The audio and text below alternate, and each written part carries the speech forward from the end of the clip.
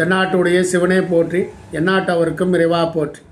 இன்றைய ஆன்மீக சிந்தனை, உறவுகளிடத்தில் பகை இல்லாமல் வாழ முடியுங்களா அப்படின்னு கேட்டிருக்கா. அப்படி வாய்ப்பு இல்லைங்க. உறவுன்னு இருந்தாவே பகை வருங்க. அதுக்காண்டி தான் பெரியவங்க சொல்லியிருப்பாங்க, குற்றம் பார்க்கின்னு சுற்றம் இல்லை.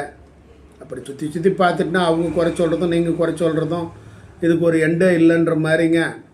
அதாவது வளர்ந்துட்டு தான் போயிட்டுருக்குங்களாம்மா. அதனால் குற்றம் பார்க்காம இருந்தீங்கன்னா அவங்களுக்கு சுற்றம் நல்லா இருக்குங்க. அதுக்காண்டி சொல்லப்பட்ட விஷயங்க.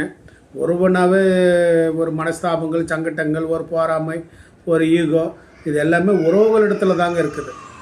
அடுத்தவங்க இதை பற்றிலாம் ஒன்றும் கண்டுக்க மாட்டாங்க. அவங்க பாட்டுக்கு போயிட்டே இருப்பாங்களாம்மா. ஸோ அவங்க அது வாங்கி போட்டாங்க, இவங்க இது வாங்கி போட்டாங்க, இது வாங்கியிருக்கிறாங்க, அது வாங்கியிருக்கிறாங்க, ஒரு வார்த்தை கூட சொல்லலை பாருங்கள். அவங்க பாட்டுக்கு அன்றைக்கி பேசும்போது கூட சொல்லலை பாருங்கள் அப்படின்னு சொல்லி சங்கடப்படுறது, வேதனைப்படுறது. அந்த பொருள் வாங்குறதுக்காண்டி அவங்க எவ்வளோ கஷ்டப்பட்டுருப்பாங்கன்னு நினச்சி பார்க்கணுங்க. அதெல்லாம் விட்டு போட்டு மொத்தம் பொதுவாக ஒருத்தரை பற்றி பேசக்கூடாதுங்களாம்மா. அது தப்பாக பேசினா அந்த தப்பு உங்களை பாதிக்கும் அப்படின்னு சொல்லுதுங்க சாஸ்திரங்கள். அதனால் புரிஞ்சு வாழணுங்க. அனைவருக்கும் அனைத்தும் கிடைக்கட்டும். நன்றி, வணக்கம்.